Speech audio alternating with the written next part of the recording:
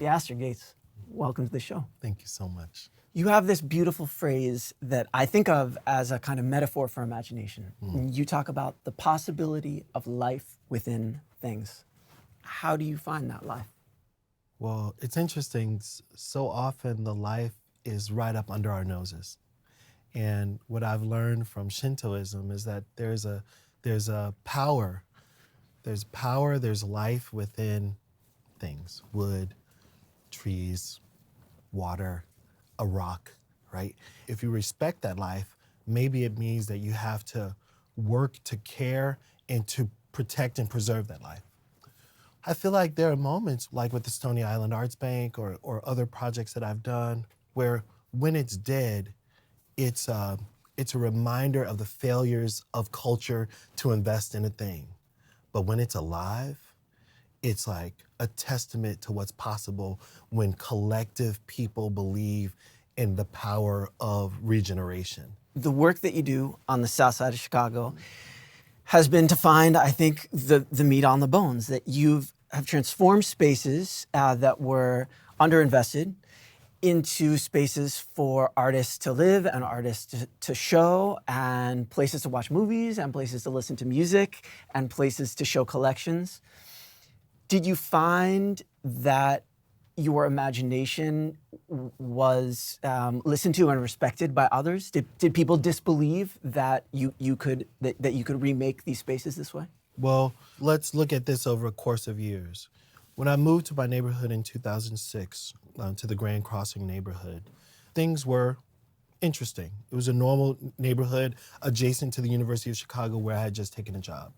In 2008, the market crashed. Yep. And the real estate values and the kind of speculators that existed on the South Side, they were no longer interested in the speculative land. I slowly started trying to figure out, if no one else is gonna buy and protect these buildings and make sure that people on the South Side have opportunity, and in my case, that culture continues to live, is there something that I could do to try to acquire some of these buildings on my block? So one at a time, with my mom's help, with friends' help, with my own sweat, we would acquire the building next to the building that we own and then renovate them best we could. And until we found ourselves owning, over the last decade, a lot of buildings. Have they had to make a new kind of language for, you're a developer, you're an urban planner, you're an artist. Are you inventing your own words so that you can explain what you've done and what you are trying to do? Definitely. I'm definitely always both inventing words and trying to resist certain labels. But there were times where I had real translation issues. So I would go to the Department of Planning, City of Chicago, and I would walk in and I would say, I'm an artist. And I would go to my alderman and I would say, oh, I'm a local artist in your neighborhood. And that did not get me the traction that I wanted. So I had to put on my shirt and tie, change my language a little bit and say, hey, I'm a developer. I've invested $10 million in this neighborhood. I'm interested in doing another $100 million of investment in this neighborhood, and I'd like the attention of my alderman and the commissioner of planning. I don't think imagination has to be generative or productive to be worth something. But when I think about your work, and I think about the cafe, and I think about your mill, you created actual jobs. Yeah. I think that falls under the rubric of economic development. Can economic development be something that's imaginative instead of destructive? Yeah, dear friends of mine talk about, instead of talking about money, they talk about energy. What can I do to create varying kinds of good energy? And most of the time I start with, what do I want? And I want to be able to get a good cup of tea in the morning. I want to be able to hear great live music. I want to see amazing films. I want my friends who make films to feel supported in the production of their films. I want to listen to house music and I want to jack all night. I just locked in to my neighborhood and I'm like, oh, those things that I would normally try to find in another place, why don't I bring them here? Yep. I'm gonna build the amenity. And if I build it for myself, it means 500 people, 1,000, 5,000 people could also benefit. And it also means that the model for neighborhood transformation, economic development, if you will, that model is playing itself out in real time. Then and this is where I feel now as my hair whitens, that there's a way in which the work that's been accumulating, there are now other people who can grab the baton and do bigger, greater works. Without at all taking away from the beautiful energy that you're describing, there is something that a little voice in my head that scares me about what you're describing, because it reminds me of a very old lineage. Neighborhoods without resources, artists move in because the rents are affordable. Then developers come in because now the neighborhoods are a little bit cooler. Then rents go up, they're gentrified. What can you do, and what have you done on the South Side to make sure that the work that you're doing and the imagination that you're bringing is going to include your neighbors and not, eventually, I guess, like exile them? Yeah. Well, right now, I feel like I'm in the middle of living this playbook that I'll eventually share with others. But a big part of it was the acquisition of land and then protecting that land so that it was always available for mission-based activity.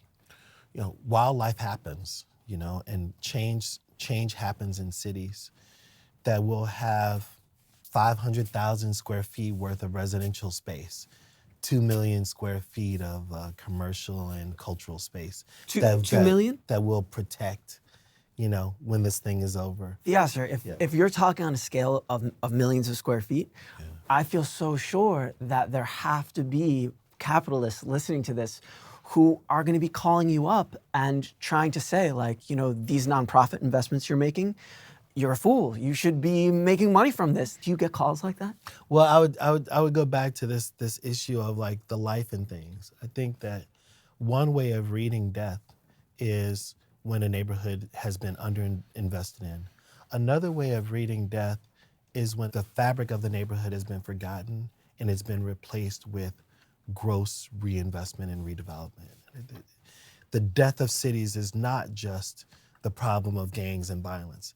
The death of cities is also when we become monotonous versions of ourselves. Yeah. And so I think that wealth has to develop more sophisticated tools for measuring health and life, and be willing to invest in ways that are more about what humans need than just about the bottom line. I really like connecting the life of things with the death of imagination. Yeah. How have you learned to protect your imagination, the life of your imagination, and to keep it going? Imagination dies too, creativity. How do you protect it and give it life? When I was young, and my dad would make me paint the baseboards of apartments that he was renting, and it was time to turn the apartments over because someone had moved out, and he was like, whatever you do, don't get paint on my floor. And so I learned to tape, and I learned to use a paintbrush so that I could fan white paint and make sure that I wouldn't mess up his walnut floors. In a way, my dad was inventing creativity in me, inventing a deeper imagination by telling me to paint the baseboards. The way that I protect my imagination now is by continuing to work.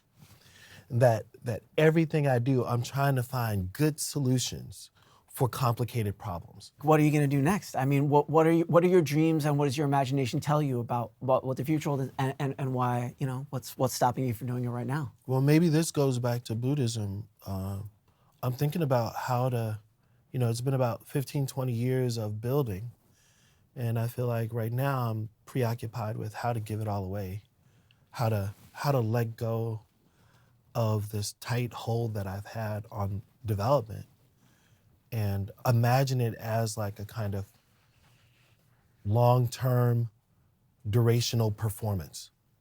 That I've been involved in a 15 to 20-year performance of neighborhood transformation. And at the end of the performance, the audience gets all the props back. So I'm learning a lot from people who are actively trying to say, I've been given too much, I've figured out some things, and I made a lot. Goodbye. Yeah. Do you have an instinct about how you're going to start? How are you going to start saying goodbye? With gifts. Do you know yet who you want to give your first gifts to? Artists. Are there any journalists you know you'd like to give some of your records to? No, I'm just kidding. Maybe I'll keep the records. We can swap records. We can swap We'll records. exchange. Yeah. That was a pure joke. Theaster Gates, it's a pleasure for me to listen to It's you. my pleasure. Thanks for being here. I really enjoyed that. Watch the Businessweek show Thursday nights, 10:30 Eastern on Bloomberg Television or 8:30 on Bloomberg.com or the Bloomberg app on connected TVs.